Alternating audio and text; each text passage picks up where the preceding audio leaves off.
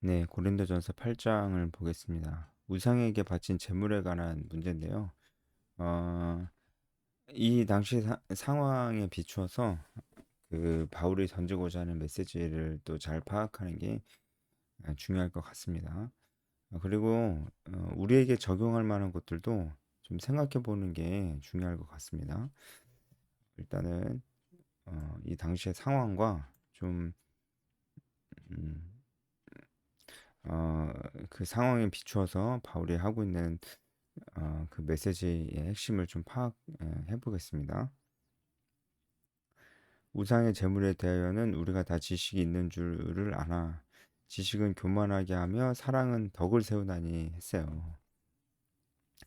우상의 제물에 대하여는 우리가 다 지식이 있는 줄 아나 이것은 바울의 얘기라기보다는 이제 고린도 사람들의 이야기입니다. 바울의 이야기이기도 하죠. 그런데 고린도 사람들이 우리는 우상의 제물에 대한 지식이 있어 이렇게 얘기하고 있는 상황이에요. 고린도 사람들 말하는 우리는 우상에 대한 지식이 있어라고 하는 이 우상에 대한 지식은 뭐냐면 그 우상에게 바쳐진 그 음식 먹어도 우리 신앙과는 아무 상관이 없어라고 하는 것이 바로 이들이 말하는 지식입니다. 그런데 바울이 지금 지적을 하는 것은 어, 한마디로 그게 맞는 말이긴 하거든요. 우상에게 바쳐진 음식이어도 먹어도 돼. 그게 맞는 그 지식 자체는 맞지만 그것이 지금 너희를 교만하게 하고 있다. 이렇게 얘기하는 거예요. 그럼 뭐가 더 필요하냐? 사랑이 필요하다 이렇게 얘기하는 겁니다. 사랑은 덕을 세우나니 이렇게 얘기하잖아요. 그래서 사랑이 필요하다. 이제 이거를 이제 구체적으로 쭉 설명을 해놓은 것이 이제 밑에 나오는 모든 내용들이 되겠습니다. 조금 더 이 당시에 이 우상에게 바쳐진 제물이 이 사회적으로 좀 어떤 좀 의미였는지 이 당시 사회가 좀 어땠는지 좀 설명해 드리면 간단히 말해서 우상에게 바쳐진 제물을 안 먹기가 쉽지가 않았습니다. 안 먹으려면 안 먹을 수는 있었어요. 근데 그게 쉽지가 않았어요. 일단은 대부분의 사람들이 우상에게 바쳐진 이 음식을 먹었습니다. 이 당시에 그냥 문화 자체가 그리스 그 신들을 중심으로 한 그런 문화였고 그 신들을 위한 제사를 드리기도 하고 그랬어요. 이런 종교 행사가 굉장히 이제 사회적이고 가정적인 그런 행사였습니다. 예를 들어서 집안의 어떤 가까운 친척들을 초청해서 잔치를 할 때도 신전 제사의 형식으로 그렇게 잔치를 했는데 뭐 그렇게 어 제사를 드리는 형태로 우리나라로 따지면은 뭐 고사 드리듯이 고사 지내듯이 뭐 그런 식으로 하면은 그 고사상에 차려지는 음식이 있잖아요. 그걸 또 같이 먹고 하면서 이 당시 사람들이 그렇게 신에게 바쳐진 음식을 가지고 같이 잔치를 벌이고 하는 것이 너무나 그냥 일상이었다고요. 근데 그것을 먹고 남은 거 집에 가져가기도 하고 내다 파는 사람도 있었어요. 근데 내다 파는 사람은 자기가 이 어떤 음식을 내다 파는지 알겠지만 그 사는 사람은 그게 그 신전제사에 쓰였던 음식인지 아닌지 어떻게 알아요? 그러니까 그 우상에게 바쳐졌던 음식을 피해가기가 그렇게 또 쉽지가 않았어요. 전반적으로 그런 의미였습니다. 그리고 뭐 잔치에 어떤 그런 이런 우상의 제물이 잔치에 나오는데 그렇다면은 뭐 잔치에 안 갈 수도 없는 거잖아요. 그런 사회적인 현상이었기 때문에 이것이 단순히 그냥 음식 문제에 국한되는 게 아니고 이제 사람들과의 관계에도 문제가 됐던 거죠. 뭐, 뭐 잔치가 있다 그러는데 아주 친한 사람이다. 근데 잔치를 벌인다. 아주 중요한 잔치다. 그런데 안 갈 수는 없잖아요. 또 가서 또 안 먹을 수도 없잖아요. 그런 문제가 좀 있었습니다. 근데 이제 고린도 사람들은 자기들이 지식이 있다. 그거 먹어도 된다. 먹어도 아무 상관없다. 우리의 신앙에 뭐 어떤 영향을 주는 거 아니다. 이렇게 자기가 가지고 있는 지식을 자랑을 하면서 그냥 막 먹었어요. 이 사람들은 그냥 막 먹고 그냥 이런 잔치 다 가고 그냥 똑같이 생활했습니다. 그냥 어, 그게 상관이 없다 이거예요. 이제 근데 그런 모습들을 바울이 이제 알게 되면서 이제 거기에 대해서 바울이 아, 이제 좀 이제 영적으로 지도를 좀 해주는 겁니다. 그러니까 어, 우리가 이 말씀을 보면서 어, 하나님께서 우리에게 어떤 메시지를 주시는지를 잘 생각해 봐야 될 필요가 있죠. 그쵸? 음, 여기서 사랑은 덕을 세운다 이제 그랬는데 이 덕을 세운다라는 것이 건축하다, 짓다 이런 뜻이에요. 그러니까 교회라는 공동체를 지어가다, 건축해 나간다 이런 뜻이겠죠. 사랑이 이 교회를 건설해 나가는 역할을 한다는 거예요. 어, 지식이 다가 아니라는 거예요. 지식이 그렇다고 필요 없다는 것도 아닙니다. 지식도 필요하지만 사랑과 함께 가야 된다. 이 사랑이 이 교회라는 이 공동체를 건축해 나간다라고 하는 겁니다. 그러니까 이 사랑 이제 이 바울이 사랑을 얘기하는 이유가 뭘까요? 그러니까 한마디로 이제 제가 쉽게 얘기하는 거잖아요. 한마디로 그 너희들이 가지고 있는 그 지식이 맞지만 너네들만 알지 마라. 주위를 돌아봐라. 공동체를 생각해라. 너희의 말과 행동에 영향을 받을 사람들이 분명히 있다는 것을 알고 그들을 돌아보고 그들을 배려해라.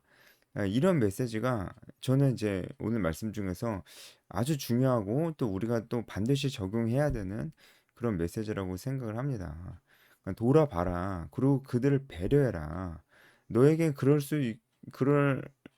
자유도 있고 그러지 않을 자유도 있지만 너희가 그 자유를 갈라디아서 말씀처럼 육체의 기회로 삼지 말고 사랑으로 종로를 타라. 어떻게 보면은 이 고린도전서 이 8장 말씀도 이 갈라디아서 말씀의 결론 부분이랑 사랑으로 서로 종로를 타라. 너희가 서로 짐을 지라. 이 말씀이랑 그 메시지가 똑같아요. 그럼 바울 서신이 그 이렇게 겹치는 메시지가 정말 많은데 그 겹치는 메시지가 다 공동체에 관한 것입니다.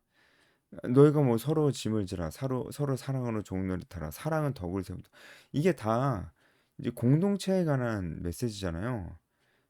그러니까 공동체 공동체적으로 신앙생활을 하지 않고 어 혼자 그냥 예배만 드린다든지 아니면은 봉사는 하는데 그 사람들과 영적인 교제는 하지 않는다든지 영적인 교제예요. 그냥 뭐 밥 먹으면서 수다 떠는 거 말고 영적인 교제, 깊이 있는 대화들, 영적인 대화들, 이런 큐티 나눔들, 기도 제목 나눔하는 것들, 아, 이런 것들 서로를 위해서 진심으로 그냥 하는 거 말고 이런 것 없이 그냥 봉사만 하고 다닌다든지 그냥 기능적인 봉사만 한다든지 아니면 그것도 안 하고 그냥 예배만 드리고 왔다 갔다 하는지 하는 거는 공동체 활동을 하는 게 아니거든요. 그렇잖아요. 누구랑 교제를 안 하는데 어떻게 공동체입니까? 본인도 그렇게 생각 안 할 거요? 그렇게 신앙생활하는 것이 정말로 성경이 절대로 권면하는 바가 아니라는 것을 우리는 정말 알아야 됩니다. 그러면 정말 안 돼요. 이게 권면하지 않는다 정도 제가 굉장히 순화해서 말씀을 드린 거고요. 그러면 안 된다가 맞습니다. 그러면 안 된다. 그러면 안 된다. 그러면 절대로 안 된다. 그러니까 오늘 말씀도 결국 공동체를 좀 생각을 하라 이거예요. 고린도 사람들한테. 왜냐면 공동체가 중요하니까. 그 공동체에는 다양한 사람들이 있으니까 그 사람들을 배려하는 것이 사랑하는 것이고 그것이 덕을 세운다. 교회를 건축해 나간다. 교회를 지어 나간다라는 그런 말이라고 할 수 있겠죠. 만일 2절 만일 누구든지 무엇을 아는 줄로 생각하면 마땅히 알 것을 알지 못하는 것이다. 이거 이제 교만에 대해서 이제 지적을 하는 거죠. 어, 누군가 뭐 되게 아는 걸로 생각한다면은 마땅히 알 것을 알지 못하는 것이다. 예, 어, 그렇죠. 진짜 아는 사람은 자기가 아는 게 별로 없다 이렇게 생각을 하잖아요. 근데 여기서 어쨌든 바울이 강조하고자 하는 것은 어, 나는 뭐 웬만한 건 다 알고 있어라고 얘기하는 그런 고린도 사람들의 교만을 지적을 하는 거니까 너네들 사실 안다고 하지만 아무것도 모르는 거다. 예, 이렇게 얘기를 하는 겁니다. 3절 또 누구든지 하나님을 사랑하면 그 사람은 하나님도 알아주시니라. 여기서 갑자기 하나님에 대한 사랑의 얘기가 나오는 것은 결국은 우리가 서로 사랑하는 그 기초가 되는 것이 하나님 사랑이라고 하는 거죠. 이것도 뻔한 얘기 같지만 정말 맞습니다. 하나님을 사랑해야 정말 주위 사람들을 사랑할 수 있어요. 그 힘이 나와요. 동력이 나와요. 동기가 부여돼요. 하나님을 정말 사랑해야. 그런데 이 말도 안 되는 현상이 뭐냐면 하나님을 정말 사랑한다고 하는데 사람들한테 관심이 없어요. 하나님을 정말 사랑한다고 하는데 특히 가장 가까운 사람들, 교회 공동체 사람들, 그 사람들에게는 관심이 없어요. 이거 아주 이상한 현상입니다. 그리고 이 사람은 대신에 자기 사랑할 대상을 너무 멀리서 찾습니다. 저기 다른 나라에 이제 불쌍한 사람들, 그것도 좋은 일이지만 성경은 먼저 주변 사람들을 정말로 아끼라고 그렇게 돼 있어요. 예, 우리가 하나님을 정말 사랑하는 마음이 있으면 정말 다른 사람 돌아보지 않을 수가 없어요. 그냥 그런 의미에서 내가 은혜 받는 것만 사모하면서 예배 드리고 교회 나가는 건 정말 잘못됐습니다. 어떻게 그럴 수 있나요? 그 예배에서 은혜 받는 걸 사모하는 게 나쁘다는 게 아니에요. 당연히 아니죠. 근데 하나님께서 계속해서 은혜를 주시잖아요. 주시면은 조금이라도 주시면은 하나님을 향한 그런 우리 마음이 조금이라도 성장한다면은 어떻게 주변 사람들을 생각을 안 해요? 어떻게 그 이후에도 자기 은혜 받을 생각밖에 안 해요. 그거는 사실 말이 안 되는 겁니다. 그거는 은혜라는 것이 무엇인지 잘 모르는 것일 수도 있어요. 그냥 은혜라는 것이 어떤 격정적인 어떤 체험이라든지 뭔가 팍 같은 꽂히는 거 이런 게 은혜라고 생각하고 신앙이 굉장히 깊지 않고 굉장히 직관적입니다. 깊이가 없어요. 그러니까 이제 많이 흔들리고 이제 그런 사람들이 보통 이제 은혜 받는다는 그런 말로 그냥 자기밖에 모릅니다. 예. 신앙생활에 자기밖에 모르는 신앙생활이요. 근데 그럴 수가 없잖아요. 그런 사람들은 뭐 아무리 자기가 무슨 훈련 받아봤다, 뭐 해봤다, 저거 해봤다, 이거 해봤다, 뭐 다 해봤다 이렇게 얘기해도 고린도 사람들이랑 똑같습니다. 무엇을 아는 줄로 생각하지만 마땅히 알 것도 알지 못하는 그런 사람이에요. 하나님을 사랑하면 다른 사람을 사랑하지 않을 수가 없는 것이죠. 예, 네, 이거 좀 이제 이 말씀이랑 좀 다른 부분이 좀 적응점이긴 한데, 아, 제가 이제 그 2030 직장인들 크리스찬 그 모임을 만든 이유도 바로 이겁니다. 아, 저는 지금 이제 한국계 청년 공동체가 굉장히 어려운 가운데 있다고 봐요. 청년 공동체가 아주 잘 세워진 교회도 있습니다. 당연히 있죠. 물론 있어요. 그리고 꽤 많이 있습니다. 그런데 그렇지 않은 교회가 훨씬 많습니다. 비교도 안 되게 많아요. 그 개수가 사람 명수 말고 그 교회 개수가. 그러니까 청년이 20명이 안 되는 교회가 80%가 넘는다는 통계가 벌써 한 10년, 15년 전에 나왔거든요. 근데 코로나 이후에는 그게 더 심해졌어요. 근데 지금은 통계에 뭐 잡힐지 모르겠어요. 청년들이 일단은 너무 적으면 아무리 모인다고 해도 동력이 살지 않거든요. 한마디로 재미도 없고 공동체성도 굉장히 악하고 어떤 활동을 해도 뭔가 이런 에너지가 없어요. 너무 적으면요. 그런 청년부가 사실상 대부분이라고요, 전국에. 근데 이제 어 이런 상황에서 그 어떤 교회는 그 너무 이제 공동체가 좋고 행복한 청년부 공동체 활동을 하고 있잖아요. 그러면 다른 교회 좀 돌아보셔야죠. 그래야 합니다. 돌아봐야 합니다. 돌아봐야 합니다. 그래서 저도 정말 이, 이 청년들에게 공동체를 제공해 주고 싶어요. 물론 이제 공동체만 제공해 주는 것이 아니고 공동체는 다 그냥 우리는 모이는 것이 모이기 위해서 모인다 이런 건 없거든요. 모임 목적과 비전이 명확해야 돼요. 사명이라고 하죠. 그래서 우리는 분명히 전도와 제자와 영적 재생산이라는 이런 목표와 사명을 가지고 모입니다. 아, 하지만 뭐 목적만 달성하려고 모이는 건 아니고요. 진짜 공동체가 되려. 저는 그래서 정말 이 모임에 자기가 그냥 교회에서 그냥 그럭저럭 행복한 공동체 생활을 하고 있다. 이런 청년들도 왔으면 좋겠습니다. 오히려 그런 사람들이 와서 좀 어, 이제 다른 청년들을 위해서 여기서 구심점이 좀 되어주고 좋은 공동체를 만들어 준다면은 많은 청년들이 사실 이제 선교단체니까 사실 교회에 어떤 장벽이 이게 없잖아요. 그게 또 선교단체의 장점이잖아요. 교회 장벽 없이 이렇게 모여서 서로에게 힘을 주고 그냥 뭐 무슨 찬양 집회는 그냥 많이 모이지만 서로 뭐 얘기는 안 하고 모르잖아요. 서로 많이 모였을 뿐이지. 그건 공동체가 아니잖아요. 그냥 찬양 집회하러 온 사람들이지 그냥. 저는 이제 그게 아니고 진짜 공동체 서로 교제를 깊게 하고 오랫동안 교제하고 이런 공동체가 되었으면 좋겠습니다. 사실상 오늘 이제 이 우상의 제물과 관련된 고린도전서 8장 말씀도 공동체에 대한 얘기를 빼놓고 얘기할 수는 없을 것 같아서 제가 좀 말이 길어질 것 같지만 또 얘기를 좀 했습니다. 밑에 내용들은 다 제가 앞서 설명드린 것에 그 안에서 여러분 해석을 할 수 있는 것들입니다. 어, 이제 4절부터 우상이 아무것도 아니고 하나님만이 참 하나님이시고 예수 그리스도만이 창조주 하나님이심을 이렇게 얘기를 하는데 너무 뻔한 얘기 같아서 여러분 그냥 보시겠지만 이 메시지가 아주 중요합니다. 그러니까 우상은 아무것도 아니고 하나님만이 참 하나님이시다라는 것을 얘기해 준 거죠. 그러니까 우상에게 바쳐진 제물도 사실은 그냥 어, 아무것도 아니다. 의미가 없는 그 음식들이다. 거기다 의미를 부여할 필요 없다. 그냥 먹어라. 먹어도 된다. 그냥 이 얘기를 하려고 하는 겁니다. 그래서 7절 보면 그러나 이 지식은 모든 사람에게 있는 것은 아니므로 어떤 이들은 지금까지 우상에 대한 습관이 있어서 우상의 재물을 알고 먹는 거로 그들의 양심이 약해지고 더러워지네요.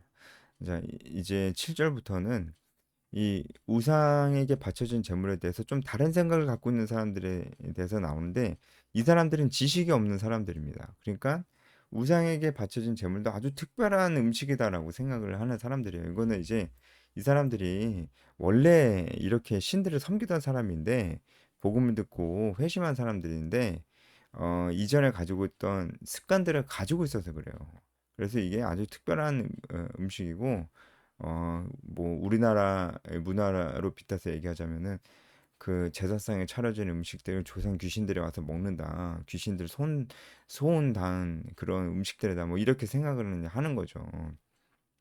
그렇게 생각을 한다는 겁니다. 그런 사람들이 이제 있다는 거예요. 그런 사람들 한마디로 이런 사람들은 만약에 같은 교인인데 뭐 우상에게 바쳐진 제물 아무렇지도 않게 먹는 모습을 보면은 실족하겠어요? 안 하겠어요? 실족을 하게 되는 거죠. 어, 어, 그래서 실족한다는 게 이제 뭐냐면 뒤에도 이제 나오는데 실족한다는 게 뭐냐면은 저 사람은 그냥 저 음식 먹는구나. 이거 먹어도 되는 거구나. 우상에게 바쳐진 음식인데 먹어도 되나? 근데 일단 먹자 하면서 먹으면서 자기는 사실은 이제 이거 먹으면은 우상 숭배인데라고 생각하면서 그냥 먹는 거예요. 어, 본인은 그렇게 생각을 하고 있으니까 그러면서 먹는 거예요. 그러니까 그 사람의 양심이 더러워지는 겁니다.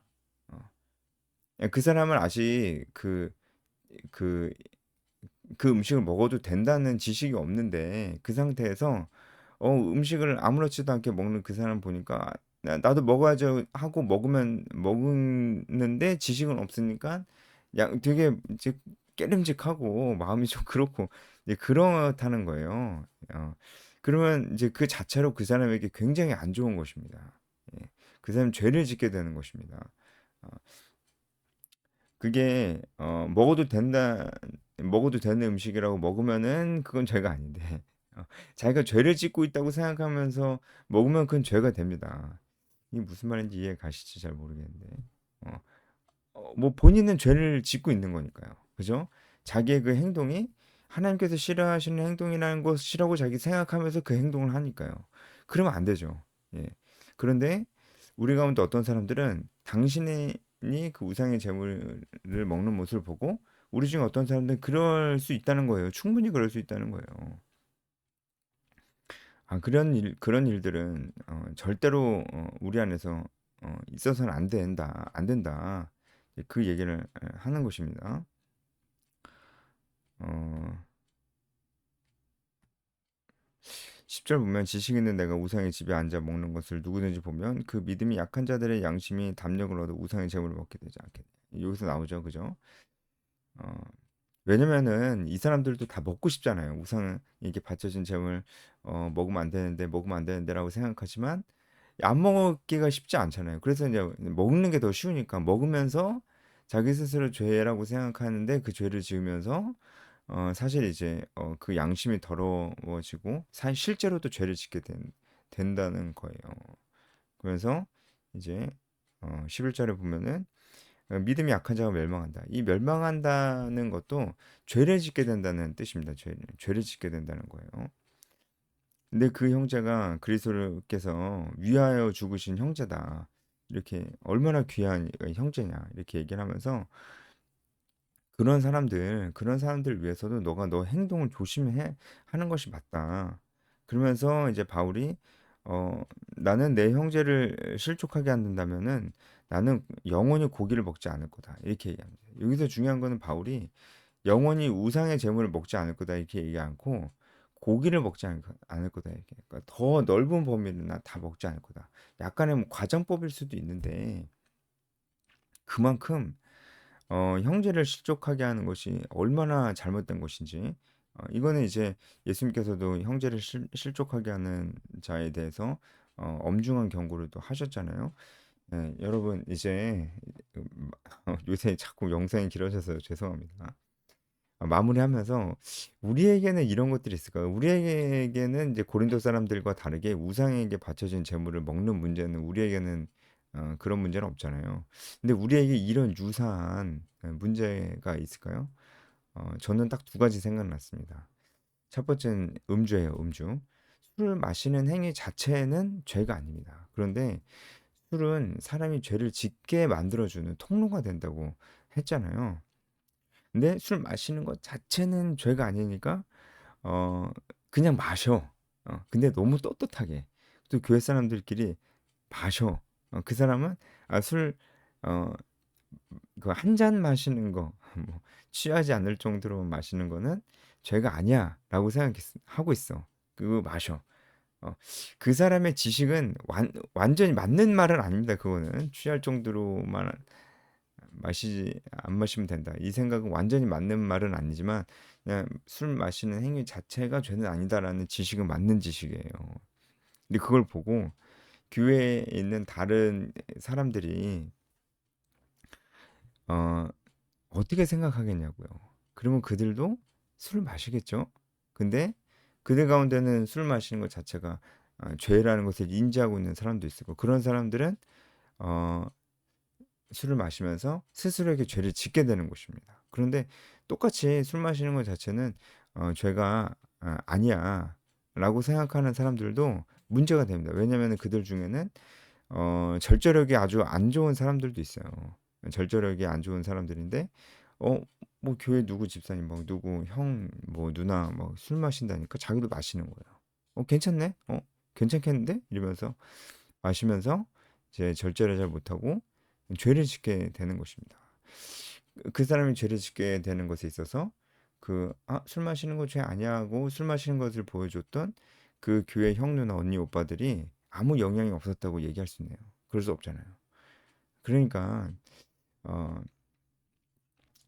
술 마시는 사람들은 어, 자기의 말과 자기의 행동이 영향력이 있다는 걸 알아야 됩니다. 술뿐만이 아니고 다른 것들. 자기의 말과 행동이 영향력이 있다는 걸 알아야 됩니다. 그 술은 그 마시는 것 자체는 죄가 아니지만 죄를 짓게 해줍니다. 근데 좋나요, 안 좋나요? 안 좋죠. 안 좋죠. 그 취한다의 기준이 뭔데요? 그걸 어떻게 알아요? 그리고 어 우리 가운데 연약한 자들이 그렇게 해서 마시면은 그 사람들 죄를 짓게 만드는 거거든요. 그러니까 아무도 안 마시는 게 제일 좋습니다. 아니 너무 당연한 거 아닌가요? 아무도 안 마시는 게 좋아요. 어 안 마시는 분위기가 좋은 거예요. 그쵸? 근데 지금 안 마시는 분위기잖아요. 그러니까 이 안 마시는 분위기를 유지하는 게 좋은 거예요. 왜 안 마시는 분위기를 마치 꼰대나 꼴통들이나 보수 꼰대들이나 그렇게 생각하는 것처럼 그렇게 생각하나요?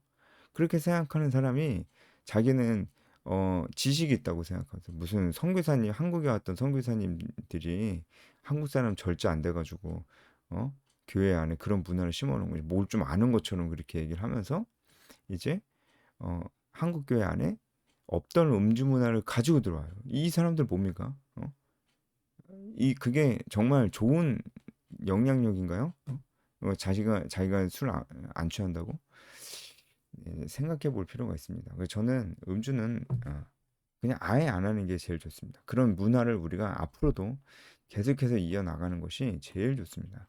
한 가지가 더 있는데, 이한 가지 더 그냥 한번 말씀드릴게요. 뭐, 너무 길다 생각하신 분 여기까지만 보세요. 한 가지가 더 말씀드리고 싶은 건 뭐냐면은, 어, 이것은 좀 최근에 생긴 문화 같기도 합니다. 이제 크리스찬의 동거입니다. 동거. 동거 절대로 안 됩니다. 크리스찬은 무조건 결혼을 신성하게 여겨야 됩니다. 왜냐면 하나님께서 직접 만드신 것이고 그 안에 깊이 있는 메시지가 있기 때문입니다. 그런데 요즘에 이 동거라는 문화가 우리 교회 안에 들어오고 있단 말이죠. 여러분 예, 동거냐 아니냐 판단할 수 있는 기준이 뭔가요? 예? 제가 물어볼게요. 동거냐 아니냐를 판단할 수 있는 기준이 혼인신고인가요? 아니면 결혼식인가요? 여러분, 크리스찬들은 이 질문에 대해서 반드시 결혼식이라고 대답을 해야 됩니다. 제가 이걸 더 자세히 말씀드릴 시간은 뭐 지금 없으니까 결혼은 언약입니다. 이것이 성경이 우리에게 가르쳐 주고 있는 것입니다. 다음에 기회가 되면 제가 여기에 대해서 좀 더 자세하게 말씀드릴게요. 결혼은 언약이에요. 이 언약이라는 결혼의 본질적인 성질을 잘 드러내는 것이 혼인신고입니까? 아니면 결혼식입니까? 결혼식입니다. 혼인신고는 언약이 가지고 있어야 될 몇 가지 중요한 요소들, 특히 증인과 선포, 증인과 선포라는 이 두 가지 아주 중요한 요소가 없습니다. 근데 요즘에 그런 사람들 많다. 혼인신고하고 그냥 같이 살아. 보통 뭐 LH 이슈로 인해서 그런 사람들 많아요. 혼인신고하고 그냥 같이 살아. 근데 결혼식은 안 했어. 그 사람들 부부입니까? 아닙니까? 제가 물어보면은 자기들은 부부라고 생각한대요. 그럼 제가 다시 물어봐요. 그럼 다른 사람들도 그렇게 생각하냐? 이렇게 물어봐요. 그럼 대답을 못해요. 대답을 못하죠. 다른 사람들은 그렇게 생각 안 할 테니까요.